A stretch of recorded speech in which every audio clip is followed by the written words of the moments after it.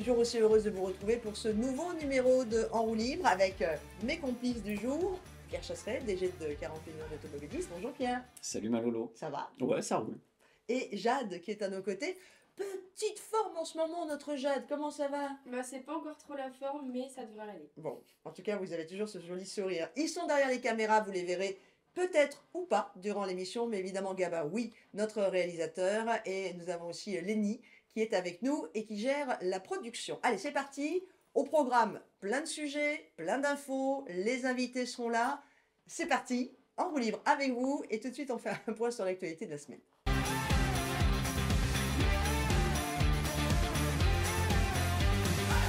Et on commence tout de suite notre actu dans le rétro avec toi Pierre et on revient sur les airbags défectueux. On revient sur ces airbags défectueux. Vous en avez entendu parler de cette affaire Takata. Alors, eh bien, les médias n'ont pas fait le boulot. On parle de l'affaire Citroën. Je suis désolé, c'est pas l'affaire Citroën. Tous les véhicules de toutes les marques sont touchés. De Ferrari, en passant par Citroën, Toyota, Honda, Opel, BM. Tout le monde. Tout le monde. Pourquoi? Parce qu'à l'époque, Takata était le numéro 1 mondial de la production d'airbags. C'était les meilleurs. Donc forcément, tout le monde allait vers les meilleurs. Et on s'est rendu compte que les meilleurs, en fait... les meilleurs et les moins chers. Et au final, qu'est-ce qui s'est passé? C'était pas si bon que ça. Et non. Derrière, on a eu des problèmes. Takata a déposé le bilan. Il n'y a plus d'entreprise Takata. Les constructeurs ne peuvent plus se retourner contre l'équipementier. Donc au final, le constructeur est victime de cela parce qu'il va devoir rappeler tous les véhicules. Quand vous êtes un constructeur asiatique, pouvoir se fournir dans d'autres airbags qui sont eux aussi produits en Asie, c'est assez facile. Lorsque vous êtes un constructeur européen, eh bien vous passez un petit peu après les autres, d'autant plus qu'entre les deux, on a eu Covid. Donc ça, c'est pour poser le débat Takata. C'est ça l'affaire Takata. Donc à toutes les associations qui disent oui, on dépose un recours contre Citroën, franchement, il n'y a pas quelque chose d'autre à faire. Je trouve ça tellement stupide et en plus, on sait que ça ne fonctionnera pas. En revanche, maintenant, on va s'occuper du drame. Il y a eu des morts. 8 morts pour la France. Notamment 1 en métropole. Donc là, il va falloir s'en occuper. Et surtout en Guadeloupe, Ouais. Parce qu'ils réagissent à la chaleur. En fait. C'est ça. C'est les chaleurs extrêmes qui vont provoquer l'explosion de l'airbag. Donc oui, il faut s'en préoccuper. Et profitons de ça. Attention, parce que comme je vous dis, c'est pas l'affaire Citroën. Le ministre des Transports, Philippe Tabarot, a mis de manière extrêmement intelligente sur le site internet du ministère des Transports une page qui recense chaque constructeur et qui va vous permettre, selon les marques, de cliquer pour voir les campagnes de rappel qui ont eu lieu, de pouvoir entrer votre numéro VIN, numéro de série du véhicule, ligne E de votre carte grise. À partir de là, vous allez voir si votre véhicule doit être rappelé en concession, quelle que soit la marque de votre voiture. Et ça, c'est top. Et y compris donc pour les véhicules Citroën de type DS3 et C3. Tu sais de quoi on parle? Je n'en ai plus. Voilà. Donc bref, ça a été très bien fait, très bien géré de la part du ministère des Transports, il faut le souligner. Et maintenant, eh bien, il ne faut pas céder à la panique, même si objectivement, moi l'appel que je vais lancer, c'est à tous. Que vous ayez un véhicule qui soit concerné médiatiquement ou pas. Vous vous rendez sur le site du ministère des Transports, on va vous afficher le lien en description, ça va vous permettre de vérifier si votre véhicule est touché. Et à partir de là, eh bien, c'est une petite opération. Alors on nous dit que ça prend 2 heures, il n'y a rien qui prend 2 heures. Il faut prendre rendez-vous, oui, c'est ça. Il va falloir se fournir en airbag. Imaginez bien que rien que pour Citroën, rappelez 250 000 véhicules, 236 000 pour être précis, 236 000 airbags qui doivent être mis à disposition, c'est colossal. Donc ça va prendre un petit peu de temps, mais oui, effectivement, c'est extrêmement dangereux. Et donc la précaution, je comprends la précaution de Citroën qui dit arrêtez de rouler avec, ils ne veulent pas avoir encore des accidents sur la conscience. C'est normal. Mais en tout cas, ce qui est mis en place, c'est vraiment bien. Ouais, je pense qu'il faut le prendre comme une grosse panne de voiture. Des rappels produits, ça existe dans tout. Le temps. Ça existe dans l'alimentation, ça existe dans tout. Donc, il faut l'accepter pour notre voiture, même si notre voiture, on se rend bien compte, surtout quand on en est privé, qu'elle est essentielle au quotidien. Je suis d'accord. Et avec toi, Jade, on parle du covoiturage à Paris. Exactement. Donc, dès le 3 mars prochain, une voie de covoiturage va être installée sur le boulevard périphérique de Paris. Ça va être chouette. Ah bah, c'est sûr. Et encore, je vais te dire les horaires auxquels on peut circuler si on n'est pas en covoiturage. Donc c'est de minuit à 7h, de 10h20, on se demande pourquoi 10h20 à 16h, puis de 20h à minuit, du lundi au vendredi. D'accord, donc je dois emprunter, je ne peux pas être dans la voie de covoiturage à 10h19, je ne peux pas y être à 16h01, mais à 15h59 j'ai le droit. Exactement. Ok, bon, j'ai compris que c'était... Non, mais j'ai compris que c'était basé sur les horaires d'embouteillage, mais c'est stupide. Enfin, quand même 10h20. Oui, pour une minute après. Enfin, Non. tu fais 10h30. Allez. Non, mais moi, ce qui me fait peur, c'est la verbalisation. C'est-à-dire, on n'a pas tous les mêmes montres. Hein. Donc, si t'as pas le bon chrono, si t'es pas sur le méridien d'Anne Hidalgo, tu sais, si t'es pas le méridien de mairie de Paris, toi, tu dis c'est bon, il est 20, je peux prendre la voie. Le radar, il dit non, il est 19. Mettez vos montres à l'heure. C'est Et ridicule. cette voie de covoiturage, c'est l'ancienne voie des JO, en fait. C'est ça. C'est ça, celle qui est le plus collée vers l'intérieur du périphérique quand tu roules. Ouais, Le j'ai plus à gauche. J'ai rien contre les tests, mais ce qui me gêne, c'est que même si j'ai compris que la ville de Paris n'allait pas arroser tout de suite en termes de verbalisation, ça va arriver. J'aurais préféré qu'on fasse une phase d'expérimentation et une démarche presque volontaire. On sait qu'il n'y a pas de verbalisation. Non, mais ça marche. Hein. Ah, ça marche. Ça marche. J'aurais préféré qu'on débute comme ça, on voit ce que ça donne, on teste, plutôt que d'arriver avec l'arbalète et tirer sur les gens On verra. On C'est verra ce qui complètement va se passer. stupide, quoi. De toute façon, ils veulent virer la voiture de Paris et du périphérique. Donc, quoi qu'il en soit, ils y vont tout doucement. Non, puis mais ils y ce vont. qui me gêne, c'est qu'on est toujours, à un moment donné, tout seul dans sa voiture. Même si tu covoitures, à un moment donné, tu es tout seul. Tu déposes quelqu'un, tu continues ta route. Donc, tu es tout seul. Léa, bas. Je m'appelle Rémi, je suis sans famille, je suis tout seul. Pierre, allez, Prends on des tueries, si t'as conclut pas cette d'amis. actu dans le rétro. On prend beaucoup de temps ce matin. Et là, toi, tu vas nous parler d'un vote à l'Assemblée. Oui, Tu as 30 secondes. en Europe. Eh ben, c'est facile. Alléluia, ça y est, les députés européens commencent à comprendre. Alors je ne vous cache pas que ce vote, il est plutôt du côté droit de l'hémicycle européen. Les députés européens français viennent de rejeter l'interdiction de vente des véhicules thermiques en 2035. Ils ont enlevé le 2035. Ouf, mais pourquoi ouf? Eh bien parce que ça y est, j'ai l'impression que ça commence à changer un petit peu. Déjà, on a une meilleure écoute de la part des ministères, une très bonne écoute de la part du ministère des Transports, une très bonne écoute de la part des députés européens. Et quand on sait qu'on ne peut pas tenir le tempo, qu'on ne peut pas en 2035 interdire le thermique, à quoi ça sert de continuer à rester braqué là-dessus? On a un Français sur deux qui ne possède pas de place de stationnement et pour qui le véhicule électrique est impossible. Donc celui-là, il faut lui laisser acheter un véhicule thermique. Et puis, juste comme ça, on va prendre de la hauteur. On est Thomas Pesquet. On regarde la Terre. On veut interdire le thermique en Europe. C'est tout. C'est tout. Ouais. Ailleurs, on peut. Ouais. Donc, on voit là, la Terre, l'Europe. Rien. Donc, les constructeurs s'en fichent, quoi. Et ben voilà, c'est terminé pour notre actu dans le rétro. Vous pouvez d'ailleurs partager au maximum notre émission à tous ceux que vous connaissez. Dans quelques instants, on va accueillir Maître Yoska avec notre rubrique Permis, pas permis. Une question qui va être posée, c'est est-ce qu'on peut rouler aux vitesses maximales autorisées en toutes circonstances? Il nous donnera la réponse dans quelques instants. Et comme à chaque émission, eh bien, nous recevons l'un de nos avocats à 40 millions d'automobilistes. Et aujourd'hui, pour notre rendez-vous, c'est Maître Yoska, avocat spécialisé en droit routier, qui est avec nous. Bonjour Maître. Bonjour Laurence, bonjour Gabin. Bonjour Maître. Bonne question qui va tous vous intéresser parce que je ne sais pas si vous vous l'êtes déjà posée, mais il faut connaître les réponses. Aujourd'hui, Maître Yoska, une bonne question qui va tous nous intéresser, comme a dit Laurence, c'est puis-je rouler aux vitesses maximales autorisées en toutes circonstances? Très très bonne question Gabin, mais avant Gabin de vous répondre à votre question, je tiens solennellement à vous souhaiter une bonne fête. Bah, Parce merci. qu'on est à Sainte-Gabin aujourd'hui, C'est vrai. donc ça tombe bien, vous voyez. C'est D'habitude, couillon parce que l'émission elle n'est pas diffusée aujourd'hui. Non mais c'est pas grave, mais d'habitude c'est quelqu'un d'autre qui me pose la question, alors que vous, spécialement aujourd'hui, c'est la Sainte-Gabin. C'est vous, et moi ça qui me touche, et ça me touche Gabin. Alors écoutez, la réponse elle est très simple, oui on peut rouler jusqu'aux vitesses autorisées maximales. Sauf qu'il y a un petit corollaire, parce que vous doutez bien que le code de la route est un tout petit peu plus compliqué que ça. Il faut rester maître de son véhicule en toutes circonstances. Ouais. C'est-à-dire que vous roulez jusqu'à la vitesse autorisée. Au-delà, bien évidemment, il y a une contravention d'excès de vitesse. Donc de 0 à 20, de 20 à 30, de 30 à 40, de plus de 40 à 50 et plus de 50, bien évidemment. Vous connaissez le panel des contraventions. Mais vous pouvez, bien évidemment, rouler jusqu'à cette vitesse-là. Sauf qu'il faut rester maître de son véhicule en toutes circonstances, doit être capable, bien évidemment, de réduire drastiquement sa vitesse s'il y a un obstacle, s'il y a quelque chose qui traverse la rue, si éventuellement vous vous retrouvez en danger. En danger pour vous et pour les autres. Donc à ce moment-là, il faut être capable de réduire instantanément sa vitesse.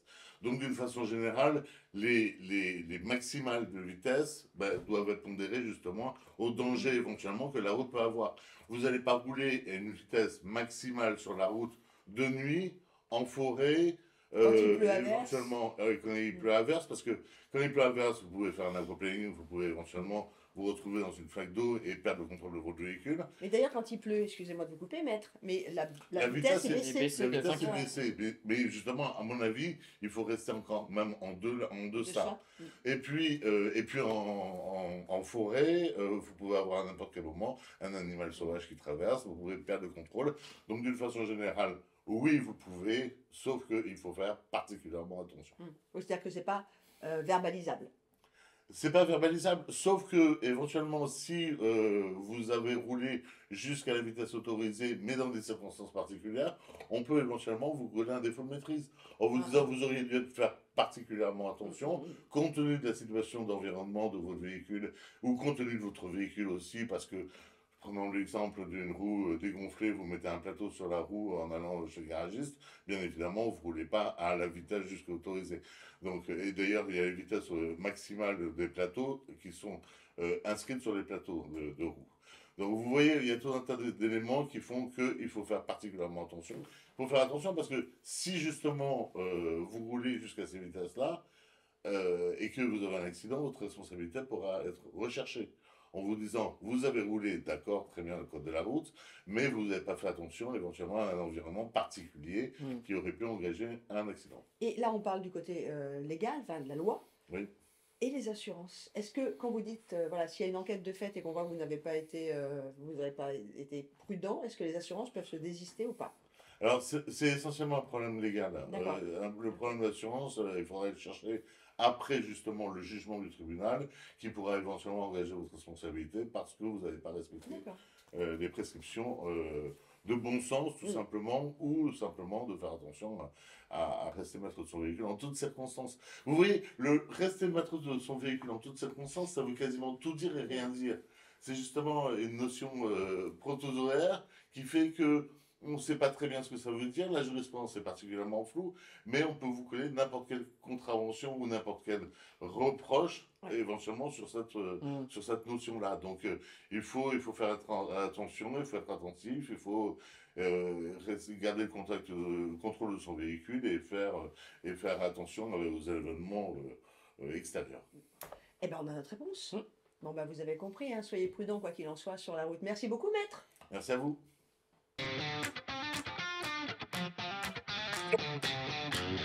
Et cette rubrique C'est quoi ce truc la présentation d'un panneau de signalisation, ben, ça nous permet un petit peu de réviser, puis même des fois d'apprendre.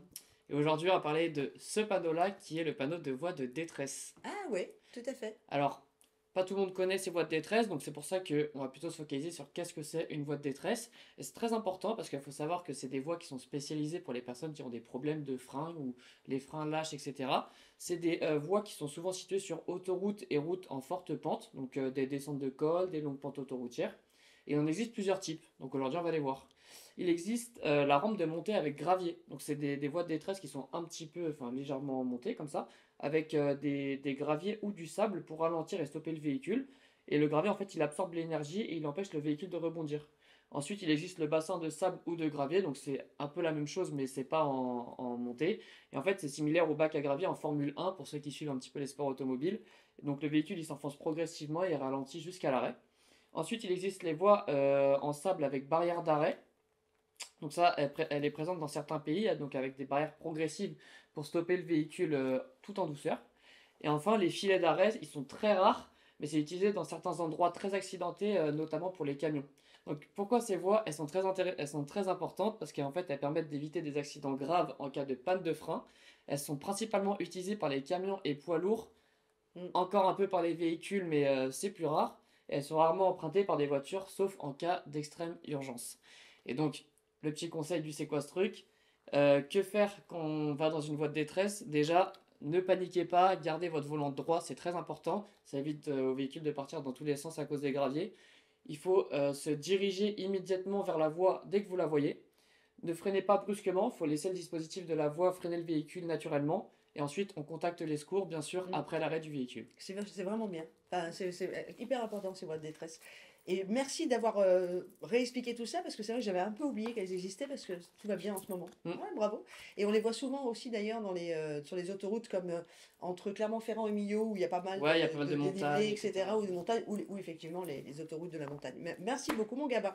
Allez, on garde Gabin, et après, c'est quoi ce truc? Eh bien, on va parler de son autre passion, et pas seulement les panneaux de signalisation, mais l'automobile et les autos souvent liées au cinéma ou aux séries télévisées.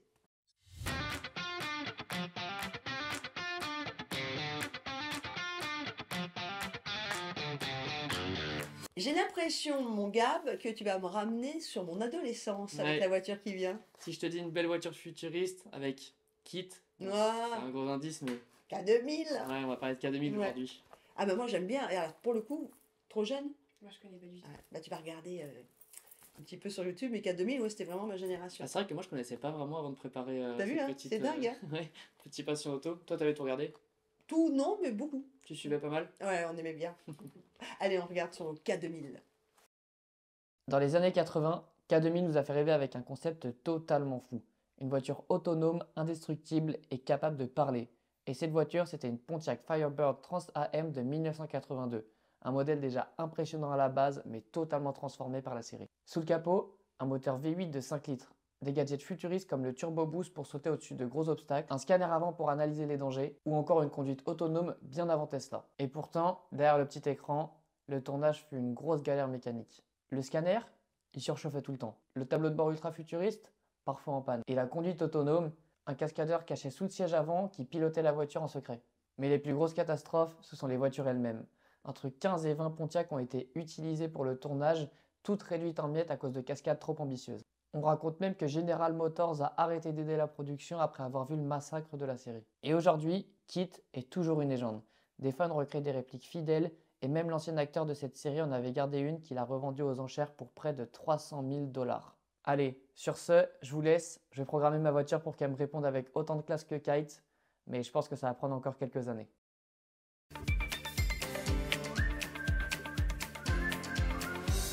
Et à chaque rendez-vous, Pierre Chasseret, DG de 40 millions d'automobilistes, donne un coup de poing sur la table. Et aujourd'hui, tu veux revenir sur cette histoire dramatique qui s'est passée il y a quelques jours. Oui, c'est ça. On est dans le nord de la France et on a une jeune fille qui va être victime du comportement d'un chauffard. Elle est sur le trottoir, elle fait absolument rien, elle marche. Voilà. Et un jeune va la percuter. Certes, il est dans un véhicule puissant. Il va la percuter parce qu'il roule, accroche-toi, à 100 km/h dans une zone 30. Il monte sur le trottoir, il percute cette jeune fille qui va décéder. Ça, c'est le drame. Et ensuite, il y a la lecture politique. Et là, ça me gonfle. Et là, ça me gonfle parce que c'est un moyen presque, on a l'impression de récupérer politiquement un événement pour faire du buzz. Et donc, on a une sénatrice socialiste qui a décidé de mettre en place une proposition de loi pour interdire aux jeunes de conduire, de posséder des véhicules ultra puissants. Juste après le permis, en fait. Ouais, juste après le permis. Sur le papier, on se dit pourquoi pas. Bah oui, mais sauf que dans ce cas de cet accident dramatique, vous croyez sincèrement tous là que si ce jeune avait été au volant d'un véhicule un peu moins puissant, il aurait respecté les limitations de vitesse? C'est pas le véhicule qui tue.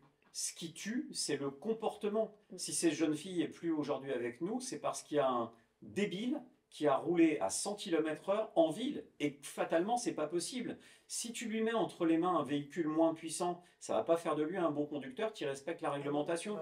Donc moi, j'en veux encore une nouvelle fois. Alors c'est beau les radars urbains, les petites bêtises pour surveiller. Mais quand on n'a pas les forces de l'ordre sur la route, quand ça n'existe plus, quand il n'y a plus de répression routière, telle qu'on l'entend, la positive, avec les forces de l'ordre qui sont là pour constater les comportements véritablement dangereux, eh bien on a ce type de problème. Donc à quoi bon vouloir mettre en place des réglementations pour se donner l'air malin, pour donner l'impression qu'on s'en occupe politiquement, alors qu'au final on ne change rien. Pour moi, on est en train de profiter de la peine de la famille de cette jeune fille. C'est absolument atroce. Et je pense que la seule réponse que l'on peut apporter, c'est d'avoir davantage de présence des forces de l'ordre en France. On voit bien qu'il y a une dérive de l'insécurité. C'est plus un sentiment, l'insécurité. Tous les voyants sont au rouge. Les Français veulent davantage de sécurité. Ça passe par de la sécurité sur la route. Et un hurluberlu qui roule à 100 en ville, normalement, il devrait être interpellé. Ouais, en tout cas, c'est une sale affaire et ouais, c'est trop triste quoi qu'il en soit. Bah, merci beaucoup, Pierre. Allez, tout de suite, on va passer sur le vrai du faux. Et là, c'est une histoire d'abaisser la vitesse pour l'écologie. Est-ce que ça sert vraiment? On en débat dans quelques instants.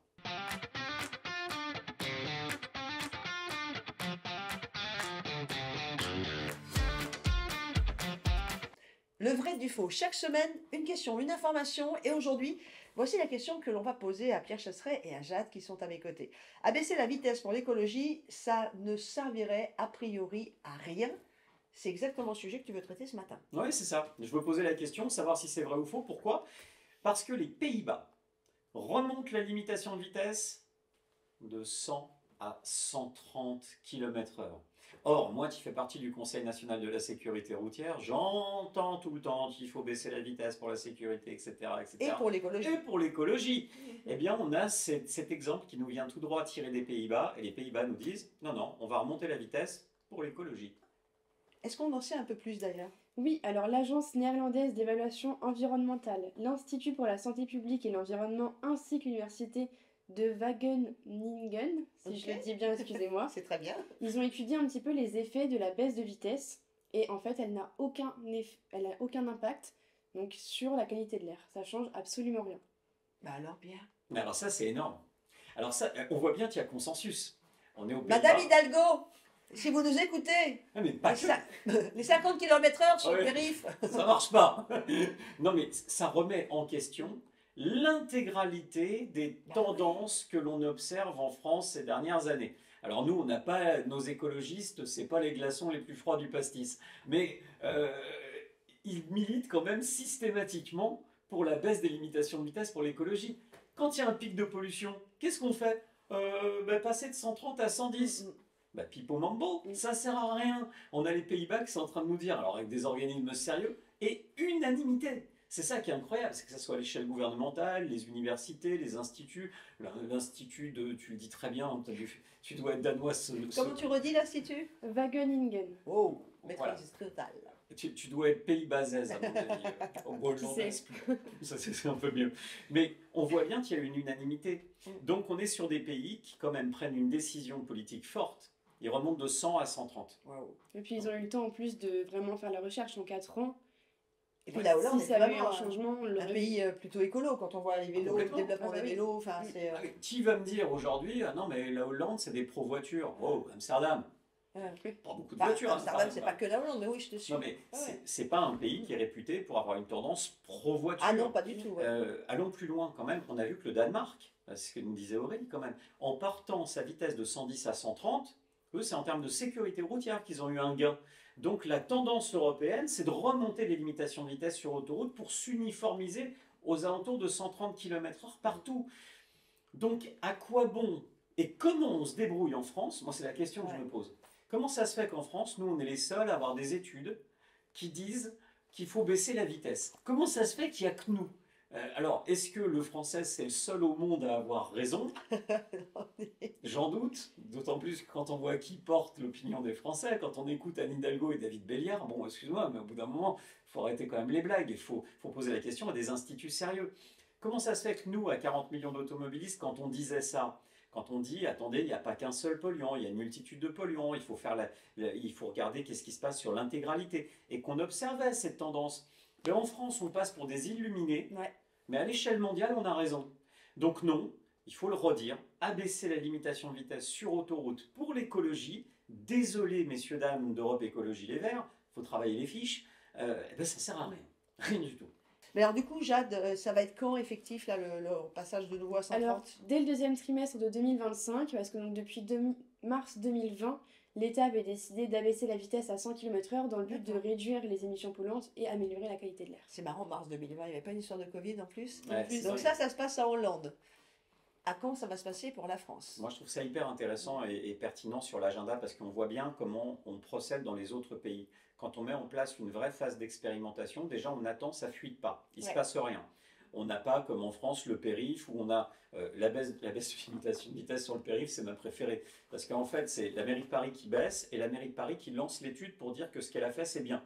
Donc ils sont juges, arbitres et joueurs. Et puis l'étude est arrivée très très court Ah, après. tout de suite. Ah, Ah. c'est-à-dire qu'on n'a pas fait une étude très longue. Hein. Oh bah t'inquiète pas parce que là ils ont déjà les résultats de l'expérimentation, à mon avis, ils savent déjà ce qui se passe dans 4 ans. D'accord. Alors que là, on voit que dans les autres pays, et notamment aux Pays-Bas, on met en place une vraie phase d'expérimentation, ça fuite pas, il n'y a rien sur Internet, il n'y a rien sur le web, ça bosse. Et au bout de 4 ans, il y a une étude qui tombe. Donc maintenant qu'on a cette étude, alors du pain béni pour 40 millions d'automobilistes, on va faire un truc. Ah. On va, dès demain, on va envoyer les conclusions de l'étude à tous les parlementaires, ainsi qu'au ministre des Transports français, Philippe Tabarot, et on va porter à la connaissance de nos hommes et femmes politiques de toutes tendances politiques confondues. On va voir déjà s'il ne faut pas écrire un peu plus simple hein, pour Europe Écologie Les Verts, il va falloir condenser, Non. bien qu'ils comprennent quand même. Qu'en fait, on a des résultats d'études qui sont cette fois-ci très fiables, et que si en France, on n'a bizarrement pas les mêmes quand c'est conduit par des politiques, eh bien c'est que fondamentalement, la volonté en France, c'est juste d'embêter les automobilistes. Par contre, bah voilà, on en rit tous quand on est, tu sais, attention, pic de pollution, il faut baisser la vitesse de 20 à l'heure. Bah maintenant, ça sert à rien, c'est juste de la com pour donner l'impression aux Français que les politiques font quelque chose. C'est tout, c'est vraiment, c'est jouer, ça s'appelle jouer de la flûte et prendre les gens pour des imbéciles. Petite pensée à mon ami Édouard Philippe, qui nous disait que baisser de 90 à 80, ça aussi, ça baissait les émissions polluantes. Moi, je confierais bien quand même une étude à nos amis des Pays-Bas, parce qu'à mon avis, ça va vite plier l'affaire. En tout cas, merci beaucoup. On se tiendra informé de la suite des événements. Et surtout, vous l'avez entendu, 40 millions d'automobilistes va un petit peu beaucoup se servir de ces données scientifiques. Dès demain, on part à l'action. Voilà, qui ont été faites par des laboratoires et des instituts très sérieux en Hollande, qui a donc décidé de repasser ces autoroutes à 130 km/h. C'est ça. Bon, bah, affaire à suivre. Hein. Tiens, allez, ça c'est aujourd'hui, c'est sur 2025. Moi, ce que je vous propose pour la suite de notre rendez-vous, c'est un petit côté revival. Si je vous dis vignette, je vous parle pas des critères, hein. Ça va rappeler des souvenirs peut-être aux plus matures, pour ne pas dire les plus âgés.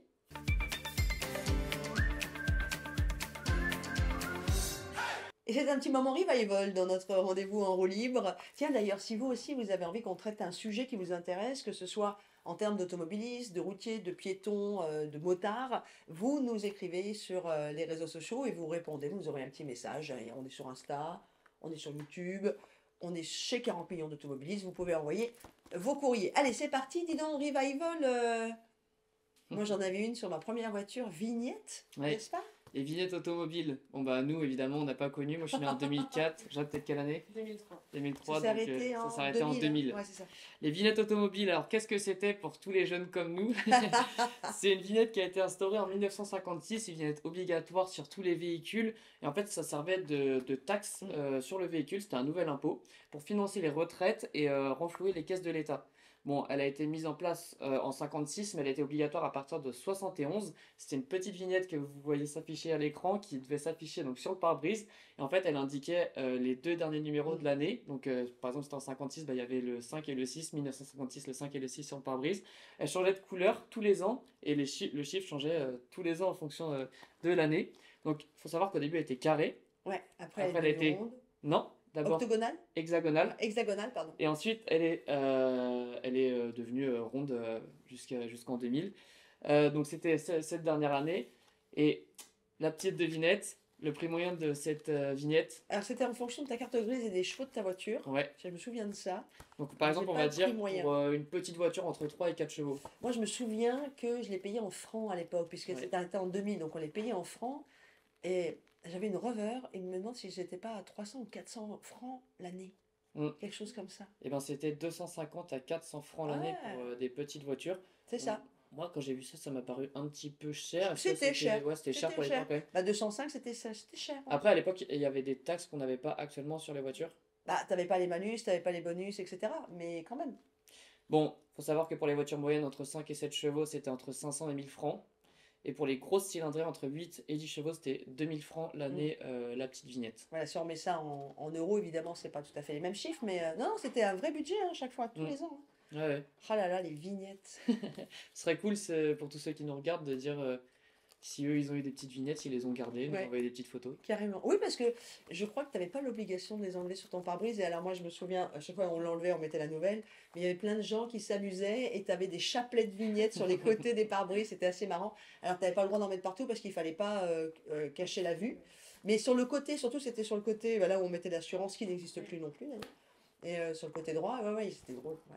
Bon, en même temps, on va pas regretter les vignettes, hein. Surtout que maintenant, on en a une nouvelle. Ouais, vignettes critères. Voilà. Bon, elle est moins chère. Et ben voilà, c'est terminé pour notre rendez-vous. Jade, on rentre, on se soigne. Oui, obligé. Je ne veux plus te voir jusqu'à ce que tu remettes vraiment ta santé en place. Gabin? Hmm. Je vais faire une petite dédicace à Joël qui nous regarde toutes les semaines et qui est assidu sur les commentaires, qui pensait qu'on ne les lisait pas. Et bien sûr, on lit tous vos commentaires. J'espère que Joël, vous avez retrouvé votre brouette d'ailleurs. Et puis, n'hésitez pas à en mettre, on les lit tous. On va prendre le temps de répondre à certains sous cette vidéo. Eh ben, on vous souhaite en tout cas une très très belle journée. Partagez au maximum cette émission en roue libre. Et puis on vous retrouve pour le prochain rendez-vous bientôt.